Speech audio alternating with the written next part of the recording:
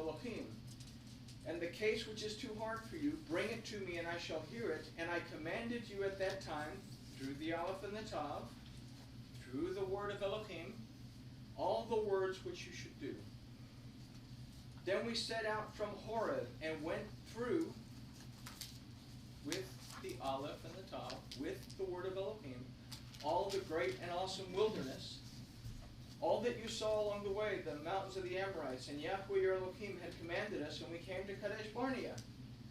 And I said to you, you have come to the mountain of the Amorites, which Yahweh your Elohim is giving us.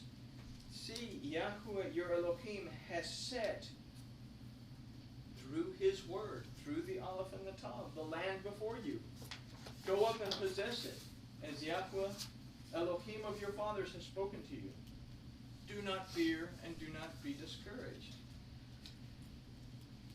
So that wasn't good enough, so here we go. And all of you came near me and said, let us send men before us, and let them search out through the word of Elohim, through the word of Yahweh, the land for us, and bring back word to us through the Aleph and the Tav, of the way by which we should go up, and then through the Aleph and the Tav, of the cities that we should enter into, that we should come to. And the matter was good in my eyes. I took 12 of your men, 1 man from each tribe. And they turned and they went up to the mountains, and came to the Wadi Eshkol, and they spied it out. And they took some of the fruit of the land in their hands and brought it down to us. And they brought back the word to us, saying, the land which Yahweh our Elohim has given us is good. But you would not go up, and rebelled against the Aleph and the Tav, the mouth, the presence, the word, the commandment of Yahweh your Elohim. They rebelled against. We don't see this in English. And grumbled in your tents, and because Yahweh was hating us, he brought us out of the land of Mitzrayim to give us into the hand of the Amorites to destroy us. Where are we going to? Our brothers have made, through the Aleph and the Tav, our hearts melt, saying, the people are greater and taller than we, and the cities are great and walled up in the heavens, and we saw the sons of the Anakim too. What do we see here? Our brothers have made, through the Aleph and the Tav, our hearts weak. When we take the word of Elohim and we interpret it based on what we believe that we've seen, what we believe that we've heard, we give a wrong message. The word said, go in and take it. I'm right there. The word's going to go in front of you. But their brothers took the Aleph and the Tav and perverted it to give them a message that wasn't true according to the Torah. The other people are greater and taller than we. Then I said to you, have no dread or fear of them. Yahweh your Elohim is going before you. He does fight for you according to all that he did for you in Mitzrayim before your eyes. And in the wilderness where you saw how Yahweh your Elohim has borne you, as a man bears through the word of Yahweh his son, in all the way that you went until you came to this place. Yet in this matter you are putting no trust in Yahweh your Elohim. Who is going before you in the way to seek out a place for you and pitch your tents and show you the way that you should go, in fire by night and in cloud by day? And Yahweh, now this is important, and Yahweh heard through his word, through the Aleph and the Tav, the voice of your words, and was wroth and took an oath. What is this? That he heard your interpretation of his word. And because of this, he began to turn his face. He was wroth and took an oath, saying, not one of these men of this evil generation shall see through the word, through the Aleph and the Tav, the good land which I swore to give to your fathers.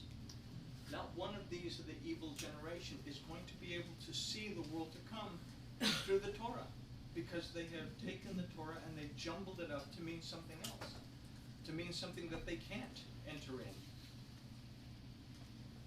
Which I told your fathers, except Caleb, which means dog, son of Jephunneh, he shall see it, and to him and his children I give the Aleph and the Tav, the land on which he walked, because he followed Yahuwah completely.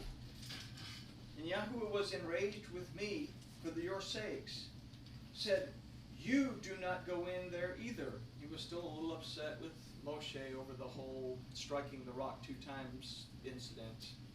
He's supposed to just talk to the rock. Yahusha, son of Nun, who stands before you, he shall go in there, strengthen him, for he shall cause the Aleph and the Tav, through the Aleph and the Tav, Yisrael to inherit.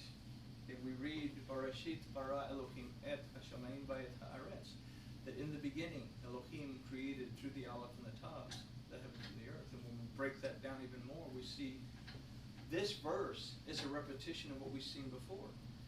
That through the Aleph and the Tav, the realm of Elohim and the realm of humankind would be once again reunited. And here it says that Yahusha, the son of Nun, that means life, who stands before you, he shall go in there, strengthen him, for he shall cause through the word Israel to inherit. Israel is who at this time? It is the southern tribe, the northern tribe, and the stranger among them, the world. For Elohim so loved the world, he loved the southern tribe, he loved the northern tribe, and the stranger among them that kept his Torah. Okay?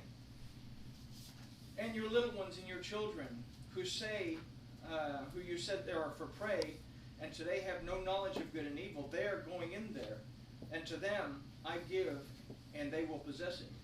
But you turn and make your journey into the wilderness by the way of the sea of reeds. Then you answered, now this is where they get belligerent. He said, you messed up, you can't go in, you have to turn around and go out. You answered and said to me, we have sinned against Yahuwah. Oh, we were wrong, but I'm not really making teshuvah. I'm going to hold on to what I believe. You know, I realize that there's certain things at certain times of year that maybe I shouldn't get involved in, but God knows the heart. We have sinned against Yahuwah. We ourselves are going up, and we shall fight as Yahuwah Elohim has commanded us. And when each of us, each one of you, had girded through the Aleph and the Tav his battle gear, you were ready to go up into the mountain. Now they girded themselves up to the Aleph and the Tav. What did we learn earlier about their translation of the Aleph and the Tav?